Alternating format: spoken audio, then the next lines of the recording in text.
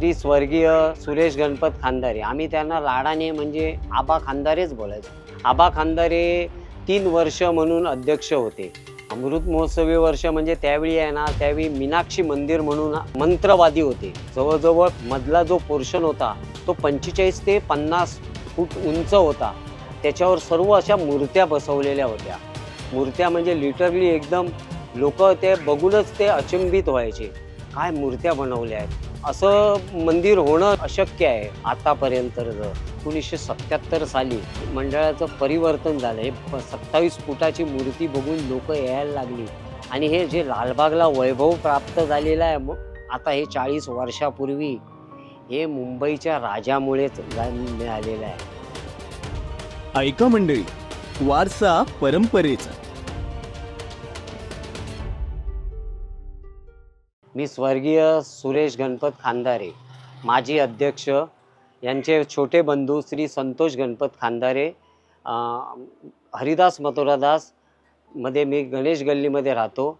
आमचे 5 भाऊ, आम्ही त्याच्यामधले 3 भाऊ उपाध्यक्ष श्री दत्ताराम खांदारे होते, अध्यक्ष श्री स्वर्गीय सुरेश गणपत खांदारे होते, तसेच मी स्वतः संतोष गणपत खांदारे जॉईंट सेक्रेटरी म्हणून आम्ही तिघही, आणि 2 भाऊ आमचे माजी सभासद म्हणून काम केलेलं आहे।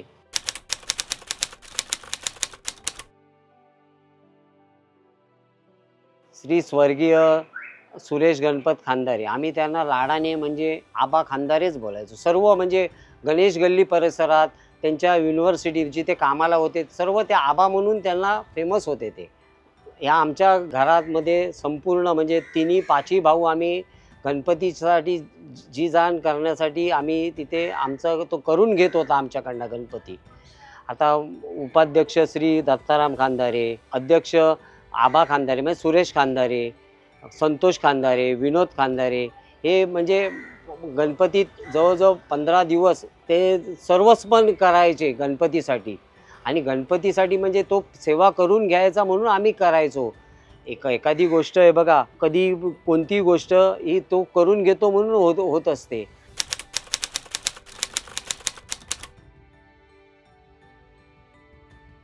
पूर्वी आमचं म्हणजे आम्ही 1968 साली हरिदास मथुरादासमध्ये राहायला आलो। त्याच्या आधी आमचे वडील 36 सालापासून आमचे वडील राहायचे मुंबईत। 68 सालापासून आम्ही इथे राहायला आलो गणेश गल्लीत। त्यापासून आमचे मोठे बंधू श्री प्रभाकर खांदारे, त्याच्यानंतर दत्ताराम खांदारे आले, त्याच्यानंतर आबा खांदारे, त्याच्यानंतर मग संतोष खांदारे आणि विनोद खांदारे। हे म्हणजे आताचे जे 80च्या नंतर आम्ही या मंडळात आलेलो आहे।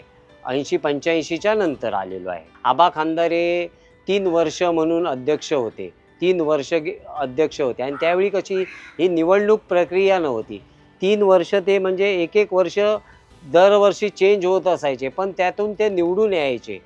निवडणूक असा प्रकार नव्हता। बाबा आबा खांदारे चांगलं काम केल्यामुळे त्यांना 3 वर्ष त्यांना ते सातत्याने करत होते।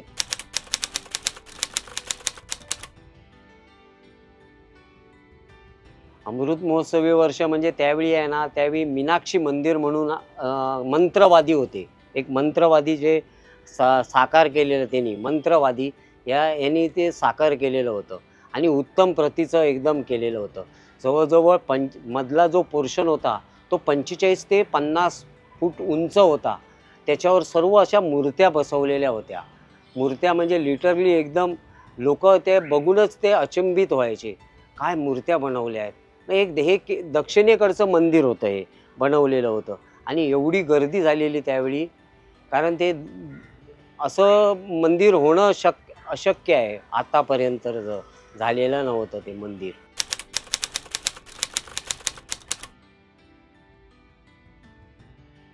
आता ते काय मंडळात असते ना, मंडळाचं काम जोमाने करायचे। जवळजवळ 15-20 दिवस ते आधी रजाच घ्यायचे, महिना प्रत्येक कार्यकर्ता घ्यायचा। ते असं मी असं बोलत नाही, प्रत्येक कार्यकर्ता हा त्यावेळी जवळजवळ महिना रजा घ्यायचा आणि त्याची आधीची पासना त्याची ते उत्सवाची तयारी कसं काय म्हणजे काय करायचं काय नाही, कसं काय त्याचे नियोजनबद्ध असायचं हे सगळं। त्याच्यानंतर गणपतीत कोण कोण येणार, कसं काय करायचं, कोण कुठे राहणार, कोण काय करणार, हे सगळं एक टीमवर्क होतं। एक टीमवर्क असल्यामुळे ते काम एकदम व्यवस्थित व्हायचं. आणि हे एकाच अध्यक्ष म्हणून नाही, हे सगळ्यांनी म्हणजे सगळे कार्यकर्ते त्यामध्ये असायचे, लिटरली असायचे. त्याच्यामुळे हे शक्य झाले. आणि मंडळात काम करत होते ते एकदम शांत होते, पण घरात त्यांचं रागिष्ट होते. घरात एकदम रागबीग करायचे ते, पण एवढं नाही. पण म्हणजे बाहेर जेवढं हे असायचं तेवढं घरात घरात करायचे ते. पण एवढं हे म्हणजे ते समजून घ्यायचे. त्यांची पत्नी होती, ही सर्व त्यांचं सांभाळ करायची. त्याच्यामुळे चालायचं. आणि आम्ही भाऊ, ते त्यांच्या बहिणी, या सर्व त्यांच्या मागे असायचे. म्हणून एवढं हे. आणि गणपती बाप्पा तर मुंबईचा राजा, तर पाठीमागे सगळ्या प्रत्येक वर्गणीदार देणगीदाराच्या मागेच आहे तो. तुम्ही चांगलं करा, चांगलंच होणार तुमचं. जसं चांगलं पेरलं की चांगलं उगवते, बरोबर आहे ना. मग तसंच हे तुम्ही चांगलं करत राहायला पाहिजे. आपण चांगलं केलं पाहिजे, तर हे चांगलं होते.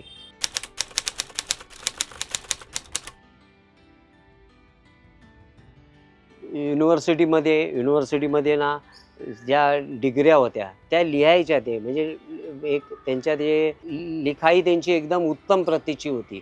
आमच्या पाची भावांची होती, पण त्यांची लिखणी एकदम चांगली उत्तम प्रतीची. आजही त्यांची म्हणजे आमच्याकडे त्याचं अजूनही आहे. काही गोष्टी लिहिलेल्या आहेत त्या आमच्याकडे आहेत. म्हणजे ते. आणि पेंटिंग पण करायचे, छान पेंटिंग करायचे. पुन्हा त्यांनी ते बॅचेस बनवायचे. त्यावेळी बॅचेस वगैरे नव्हते, हा प्रकार नव्हता. नंतर बॅचेस आले. ते बॅचेसवर पण नावं लिहायचे, स्वतःच नावं लिहायचे. कारण त्यांचं हँडरायटिंग काय झालं की आबा खानदारी बाबा त्यांचं अक्षर चांगले असल्यामुळे हे लिहून घ्यायचे त्यांच्याकडनं. हा बघा, हा ओरिजिनल फोटो आहे. हा त्यावेळी ओरिजिनल फोटो काढलेला होता. आणि हा त्यांनी पेंट केलेला फोटो आहे. हा बघा इथे, हा त्यावेळी फोटो पेंट केलेला आहे. 1977 साली पेंट केलेला आहे हा गणपती. हा आमच्या घरात होता, पण थोडा खराब झाल्यामुळे तो आम्ही हे केलेला आहे. आमच्या घरात लावलेला होता हा गणपती. त्यांनीच करून आणलेला होता. आणि ते पेंटिंग तर छानच करायचे, त्याबद्दल काय हेच नाही, दुमतच नाही काय. लालबाग सार्वजनिक उत्सव मंडळाचा अक्षराचा जो लोगो बनवलेला होता, श्री आबा खानदारे यांनी बनवलेला होता. आणि त्यांचं लेटरिंग एकदम छानच होतं, त्याबद्दल हेच नाही काय. युनिव्हर्सिटीमध्ये त्यांचं ते कर्सिव लिपीमध्ये जी डिग्री असायची ग्रॅज्युएशनच्या पुढची, ते लेटरिंग ते करायचे. आणि त्यांचं अक्षर एकदम उत्तम प्रतीचं असल्यामुळे त्यांना ते युनिव्हर्सिटीवाले त्यांनाच सांगायचे ते बनवायला.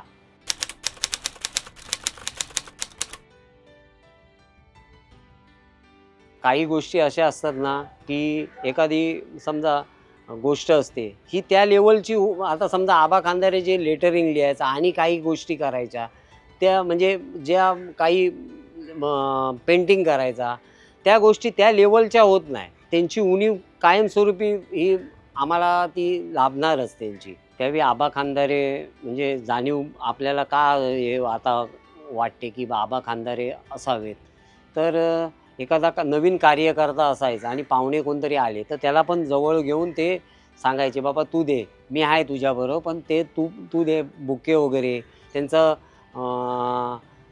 शाल वगैरे देऊन त्यांचा सत्कार करायचा. ते त्यांच्या त्या नवीन कार्यकर्त्यांकडनं करून घ्यायचे ते. म्हणजे हा त्यांची हॉबी होती. अध्यक्ष आहे म्हणून ते त्यांच्याबरोबर असायचेच, ही मला चांगली आठवते. म्हणजे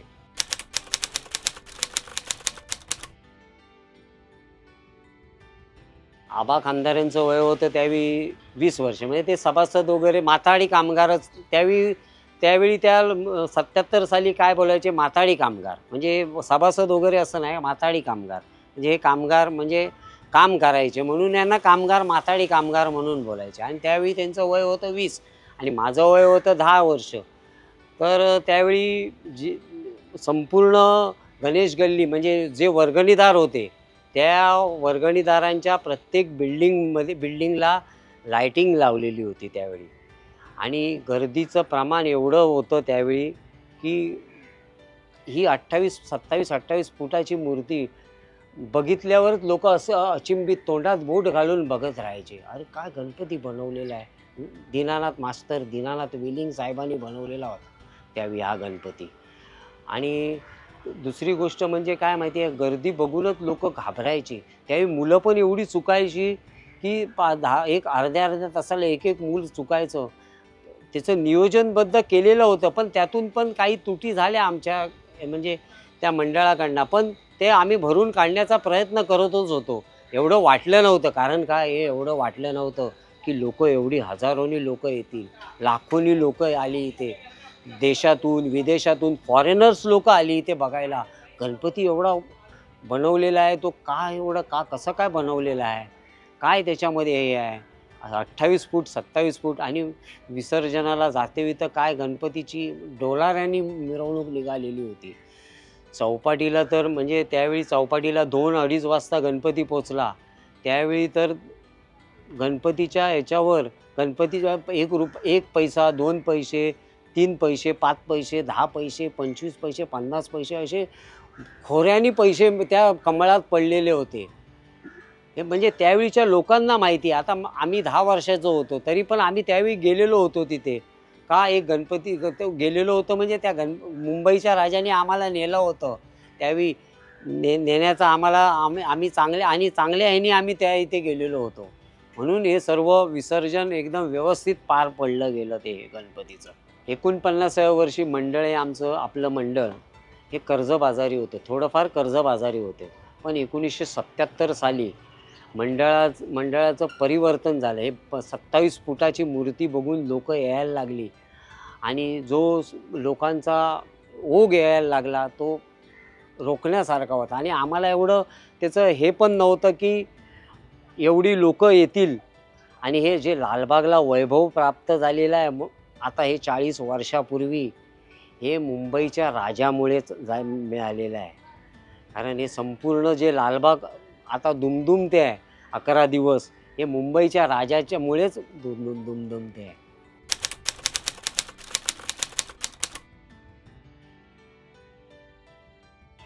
आबा खांदारे यांच्या म्हणजे जे मंडळाचे अध्यक्ष होते त्यांच्या काळात माजी गृहमंत्री लालकृष्ण अडवाणी तसेच शंकराचार्य यांनी मुंबईच्या राजाच्या दर्शनास आले होते. तसेच त्यांच्या कार्यकाळात पुस्तक पेढी होती. म्हणजे कमी दरात आम्ही पुस्तक पेढीचं काम केलेलं होतं. नाट्य स्पर्धा म्हणजे एकांकिका स्पर्धा ह्या मोठ्या असायच्या त्यावेळी. म्हणजे ती एकांकिका एवढी मोठी असायची की चांगल्या एकांकिका त्यावेळी यायच्या. त्यावेळी आमच्या इथे मंडळात भाग घेण्यासाठी भरपूर टीम यायच्या त्या.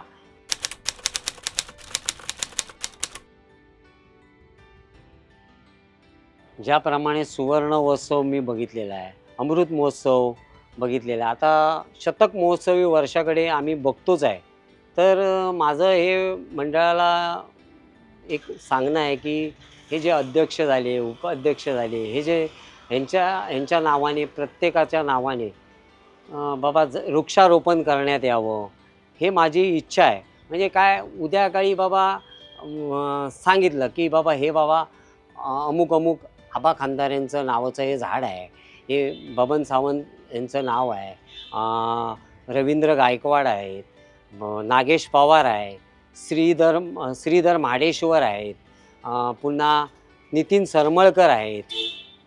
असे असंख्य जे अध्यक्ष होऊन गेले त्यांच्या नावाने, उपाध्यक्ष आहेत काही त्यांच्या नावाने ही वृक्षारोपण करण्यात यावं, हीच माझी मंडळाकडे अपेक्षा आहे. आणि तुम्ही चांगलं वागतातच आहेत आणि असंच वागत राहा. चांगलं तो देणारा तो आहे, तो देत राहणार. येणाऱ्या शतक महोत्सवी वर्षाच्या खांदारे परिवाराकडनं हार्दिक शुभेच्छा. मुंबईचा राजाचा विजय असो. धन्यवाद.